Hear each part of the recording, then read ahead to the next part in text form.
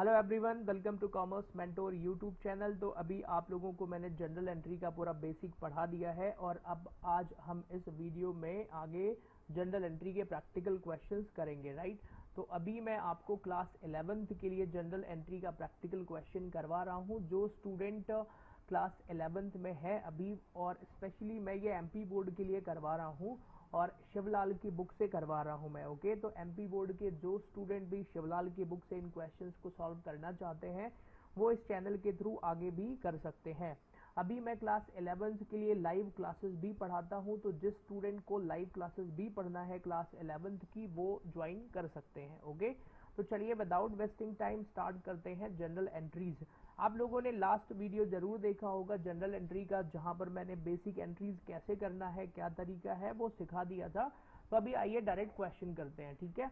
अभी हम question solve करेंगे, तो अगर आप लोग रेगुलर पढ़ना चाहते हैं तो इसको कॉपी में आपको नोट भी करना है, ठीक है ना। चलिए तो स्टार्ट करते हैं। एक खास बात और, ये हिंदी मीडियम और इंग्लिश मीडियम दोनों ही स्टूडेंट्स के लिए मैं कॉमन बुक मैंने परचेज करी है। तो इसमें मैं हिंदी और इंग्लिश मीडियम दोनों ही स्टूडेंट्स को एक साथ पढ़ाऊंगा, तो आप लोगों के लिए कॉमन वीडियो ही रहेगा।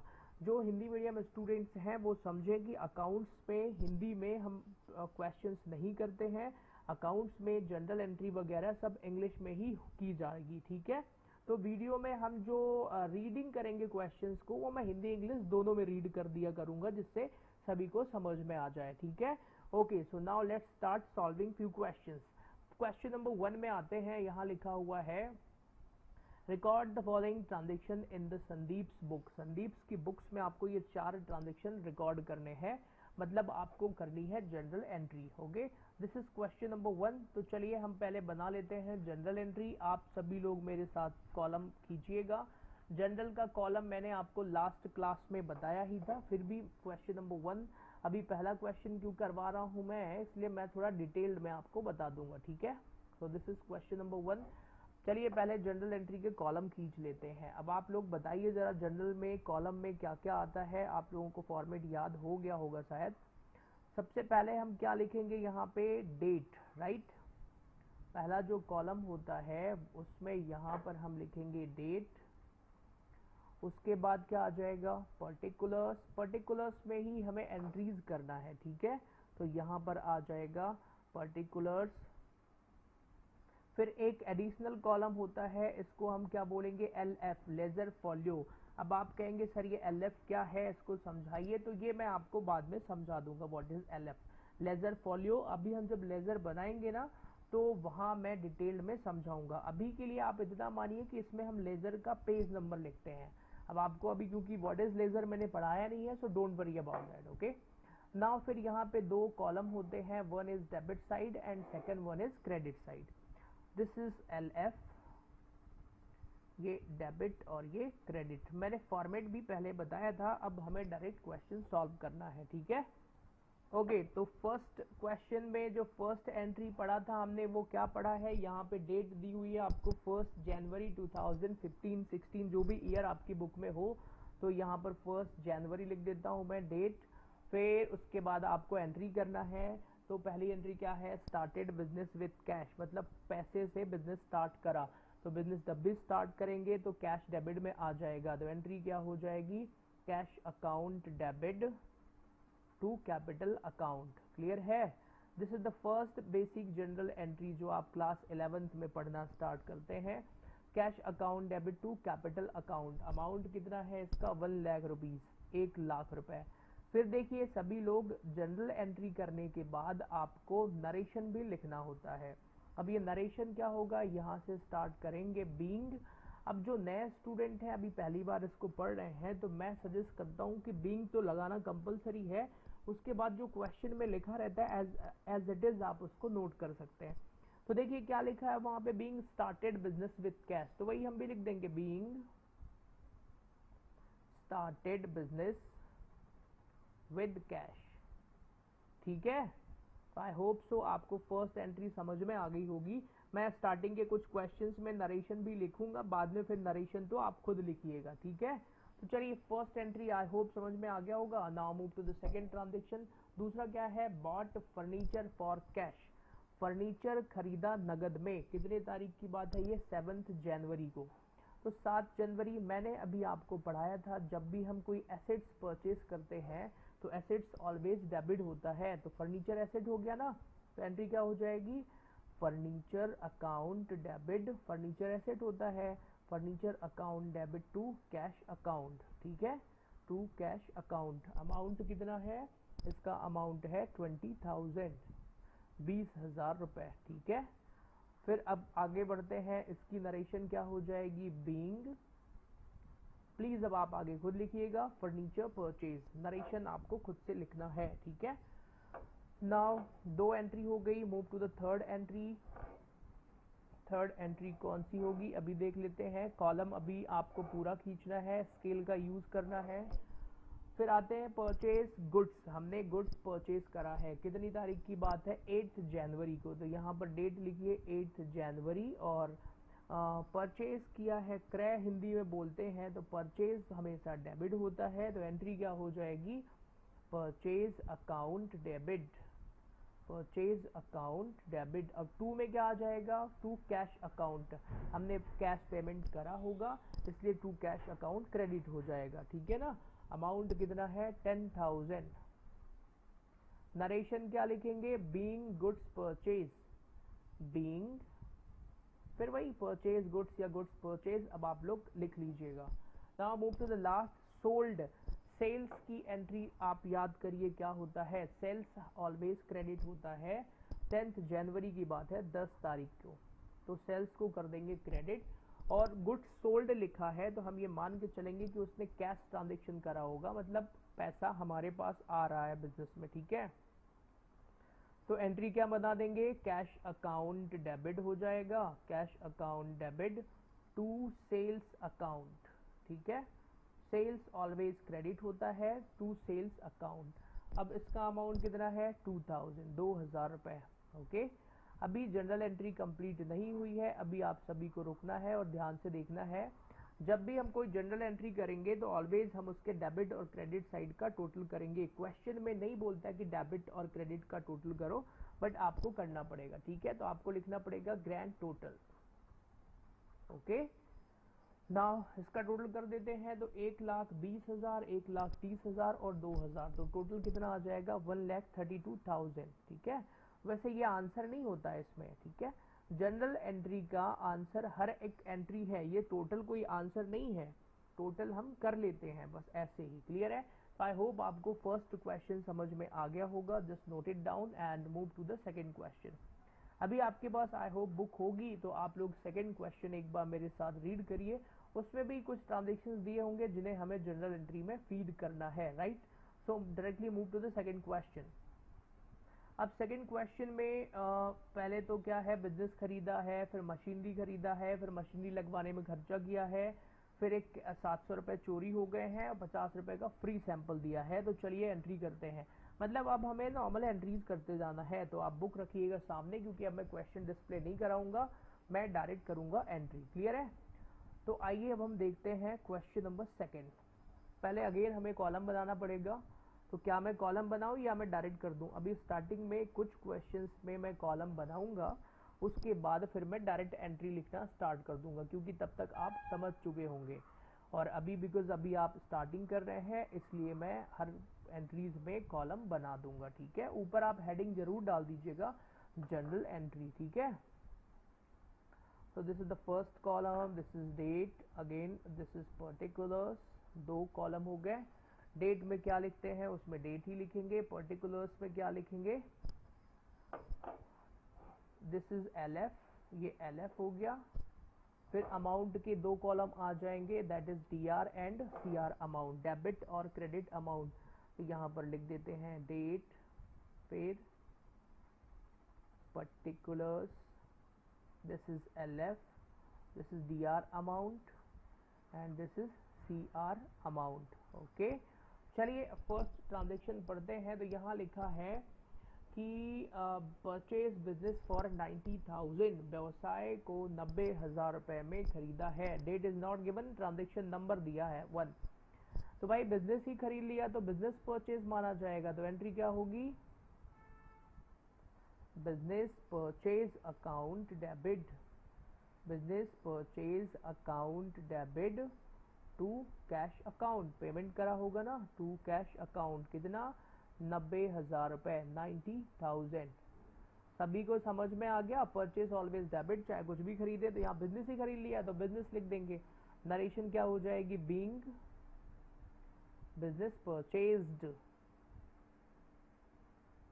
Business purchased. क्लियर। चलिए आगे बढ़े, सेकेंड ट्रांजेक्शन देखते हैं। सेकेंड ट्रांजेक्शन क्या लिखा हुआ है, मोहन ब्रदर्स ने कोलकाता से 15,000 रुपए की मशीनरी खरीदी जिस पर उन्होंने हमारी ओर से भाड़े के 150 रुपए चुकाए।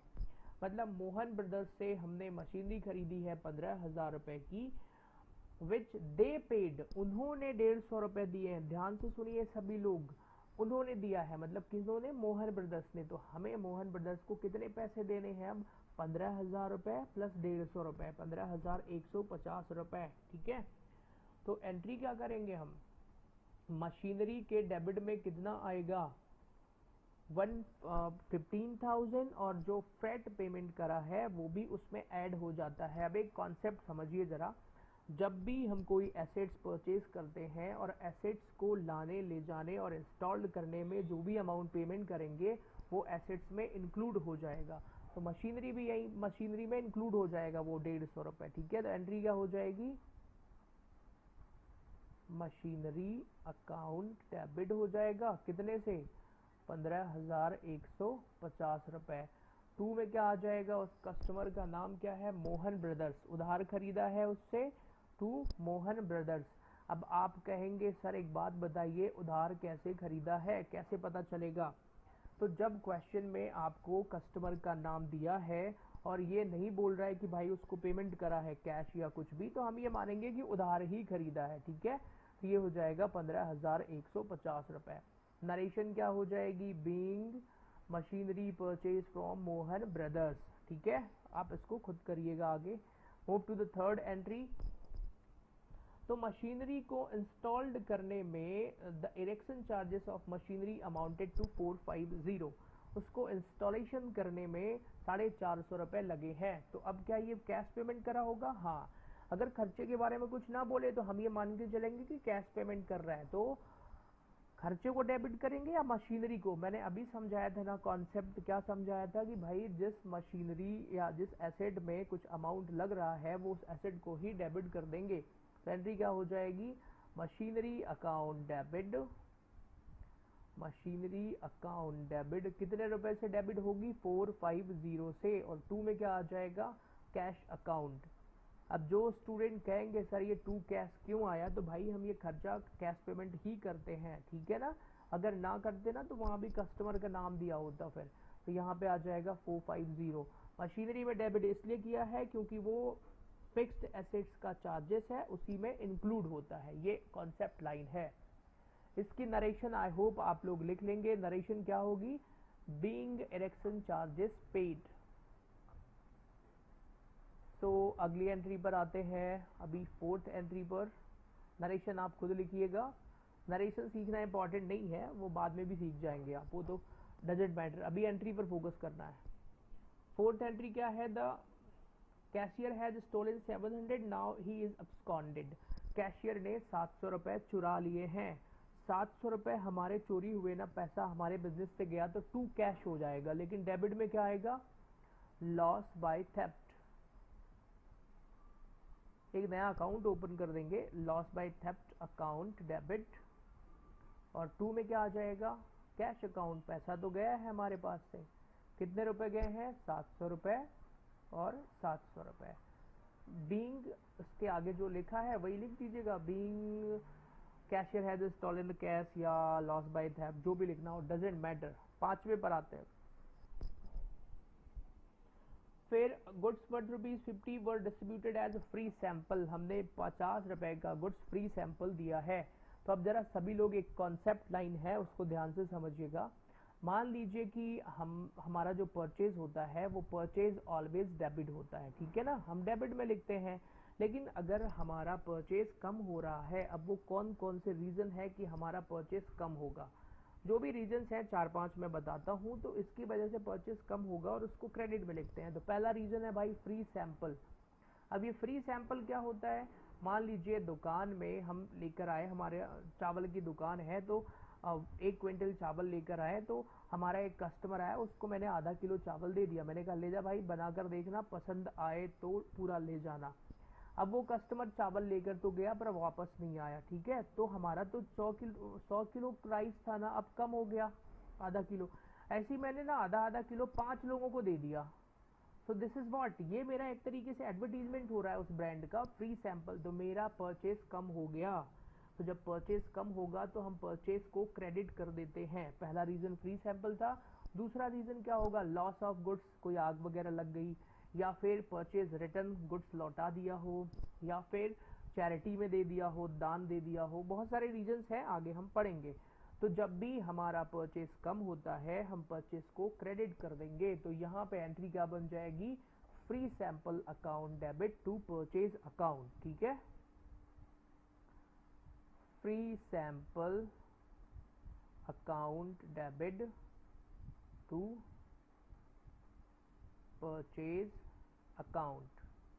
अब अमाउंट बताइए जरा कितना दिया हुआ है इसका, 50। So this is 50, this is 50। Narration आप खुद ही लिख लेंगे, being goods distributed as free sample. So second question has completed. आप लोगों को कोई डाउट होगा तो आप बीच में डाउट पूछ सकते हैं, आप मेरे व्हाट्सएप ग्रुप पे भी जुड़ सकते हैं, मैं इस वीडियो के आखिरी में ग्रुप के बारे में बता दूंगा। Okay, so now move to the next question. उसमें भी अब आपको जनरल एंट्री ही करना है, बुक सामने रखिएगा और क्वेश्चन एक बार देखते हैं, ठीक है। तीसरे क्वेश्चन पर आइए जरा, यहाँ पे दिया हुआ है कि भाई पहले में proprietor withdraw for personal use goods worth ₹200, 200 रुपए। तो क्वेश्चन तो देख लिया आपने, अब आगे बढ़ जाएं। तो चलिए क्वेश्चन करते हैं फिर। नाउ अगेन, क्या अब मुझे कॉलम बनाने की जरूरत है, आई डोंट थिंक सो। अब मैं डायरेक्ट एंट्री करता हूँ। एज अ स्टूडेंट आपको कॉलम बनाना पड़ेगा, ठीक है, सभी में, और मैं भी जब बोर्ड पे पढ़ाता था सब में कॉलम बनाता था, बट अब ठीक है, अब चल जाएगा। तो भाई आ जाइए क्वेश्चन नंबर 3 पर। अब मैं जनरल एंट्रीज की कॉलम नहीं बनाऊंगा, डायरेक्ट एंट्री और अमाउंट लिखता जाऊंगा। प्लीज आप लोग कॉलम जरूर बनाइएगा। तो भाई यहाँ पर लिखा है 200 रुपए का गुड्स जो है वो पर्सनल यूज के लिए निकाला। मैंने अभी समझाया था ना, यहाँ ड्राइंग भी आएगा। पर्सनल यूज के लिए गुड्स अगर विदड्रॉ करते हैं तो परचेस कम हो जाएगा, तो परचेस को कर देंगे क्रेडिट। तो एंट्री क्या बन जाएगी, drawings account debit, drawings account debit. To में क्या आ जाएगा बताइए, टू परचेज अकाउंट, ठीक है,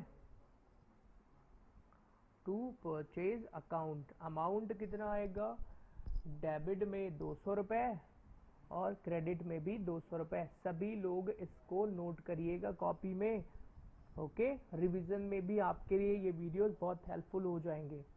फिर सेकंड पर आते हैं। सेकंड में क्या हो जाएगा, 100 रुपए का माल डोनेशन में दिया है चैरिटी में, फिर से परचेस कम हो जाएगा। तो एंट्री क्या हो जाएगी, donation account debit, donation account debit to purchase account. भाई परचेज हमारा कम हो रहा है ना, तो टू परचेज अकाउंट कितने रुपए, 100 रुपीज का गुड्स था ना, तो 100 आ जाएगा। फिर आ जाइए, फिर नरेशन प्लीज आप लोग लिखिएगा, being goods given as donation. तीसरे पर, तीसरा क्या है, Madhav a debtor for 2000 become insolvent. Madhav एक डेटर्स है, मतलब हमें माधव से पैसे लेने हैं और माधव दिवालिया हो गया। इंसॉल्वेंट मतलब वो कंगाल हो गया, उसके पास कुछ पैसे नहीं बचे बेचारे के पास। तो 40% रिसीव्ड हुआ है, बाकी का कहाँ गया। तो माधव से हमें लेने कितने अमाउंट थे, 2000 रुपए, बाकी का 40% मिला, 60% डूब गया। पैसा डूबता है उसको बैड डेब्ट्स कहते हैं, ठीक है। तो पैसा कितना हमारे पास आया, देखिए एंट्री क्या बनेगी, कैश अकाउंट डेबिट 2000 का 40% मतलब 800 रुपए हमें मिला है। कितना नहीं मिला तो बैड डेट्स हो गया, वो एंट्री हो जाएगी बैड डेट्स अकाउंट डेबिट, कितने रुपए, 1200 रुपए, 60%। टू में उसका नाम आ जाएगा माधव, टू माधव अकाउंट, कितने रुपए, 2000 रुपए। बीइंग के आगे अब आप कहेंगे सर नरेशन क्या होगी, being cash receive from Madhav, इतना लिख दीजिए चलेगा, डजंट मैटर, नरेशन लिखना आप खुद सीखेंगे धीरे धीरे। चौथे पर आते हैं, चौथी एंट्री क्या दिया है, 700 रुपए का फ्री सैंपल में दिया है गुड्स। अब इसकी एंट्री तो आपसे बन जाएगी ना, क्या होगी entry, free sample account debit, free sample account debit. हाँ जी, तो इसकी एंट्री भी लिख दिया मैंने, free sample account debit to purchase account. Amount कितना आएगा इसका, फ्री सैंपल में हमने दिया है 700 रुपए डेबिट में, 700 रुपए क्रेडिट में। प्लीज आप लोग कॉलम जरूर खींचिएगा, नरेशन आप खुद ही लिख लेंगे, ठीक है। पांचवी एंट्री पर आ जाइए, तो पांचवी एंट्री क्या है, गुड्स स्टोलन 400 रुपए, चोरी हो गया। स्टोलन अभी हमने समझा ना, लॉस बाय थेफ्ट होता है, तो एंट्री क्या हो जाएगी, लॉस बाय थेफ्ट, थेफ्ट मतलब चोरी हो जाना, तो थेफ्ट अकाउंट डेबिट। अच्छा, गुड्स चोरी हुआ है तो टू परचेज, पैसा चोरी होता तो टू कैश होता, ठीक है, तो टू परचेज अकाउंट। कितने रुपए का लॉस हुआ है हमें, 400 रुपए का, ठीक है। Move to the next entry, that is goods worth ₹500 was distributed among employees, हमने एम्प्लॉइज को दे दिया है। अब एम्प्लॉइज को डिस्ट्रीब्यूट ही करा है फ्री में, अब क्या होगा, इसको क्या माने हम, फ्री सैंपल मानेंगे कि, वैसे इसको फ्रिंज बेनिफिट या अदर बेनिफिट बोलते हैं। एम्प्लॉइज को दिया है तो क्या सैलरी माने, क्या सैलरी के रूप में गुड्स दिया जा सकता है, बिल्कुल दिया जा सकता है, ठीक है।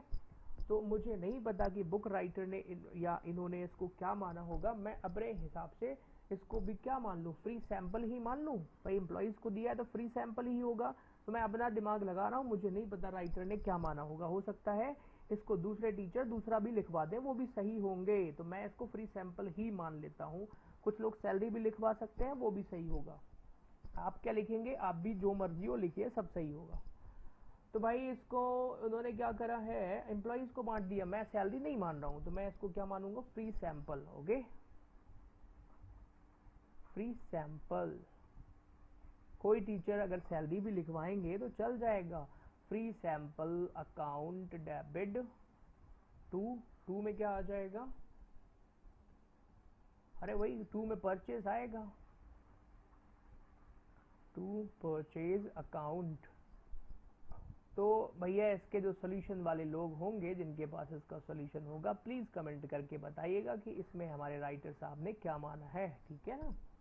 अगली एंट्री पर आ जाइए, सातवें पर, सातवीं एंट्री क्या हो जाएगी, सातवीं एंट्री है पेड 300 रुपए एज सेल्स टैक्स, 300 रुपए सेल्स टैक्स दिया है, तो ये कैश में ही पेमेंट करा होगा, ठीक है। तो भाई सेल्स टैक्स को डेबिट करिए, और क्या एंट्री क्या हो जाएगी, sales tax account debit to cash account, to cash account. कितने रुपए होगा, 300 रुपए, 300 रुपीज। इसका टोटल भी करना है और आप लोगों को करना है वो, ठीक है, टोटल कर लीजिएगा, दोनों साइड का टोटल पर इक्वल आना चाहिए। तो 3 क्वेश्चन अभी हमने देखे हैं, अब हम चलते हैं अगले क्वेश्चन की ओर, क्वेश्चन नंबर 4 करते हैं, ठीक है। तो पहले वीडियो में इतना ही करें क्या, ऑफ कोर्स पहले वीडियो में इतना ही है, इसको आप लोग रिवीजन करिए, फिर हम अगले वीडियो में मिलते हैं और आपको जनरल एंट्री का नेक्स्ट वीडियो बहुत जल्द मिल जाएगा। Thanks for connecting. हाँ, व्हाट्सएप नंबर के बारे में बता दूं मैं, जो स्टूडेंट यूट्यूब चैनल पर या लाइव क्लासेस पढ़ना चाहते हैं क्लास 11th शिवलाल की बुक से, वो मुझे व्हाट्सएप कर सकते हैं 9425305335 पर, ठीक है। तो मैं आपको अपने व्हाट्सएप ग्रुप में ऐड कर दूंगा, क्लियर है। इस वीडियो के लिंक जो नीचे डिस्क्रिप्शन होगा ना, उसमें मैं ग्रुप की भी लिंक सेंड कर दूंगा, ग्रुप ऑफ क्लास 11th, ठीक है, तो यू कैन ज्वाइन, ओके। चलिए, thanks for connecting, see you in next live video, okay, bye bye.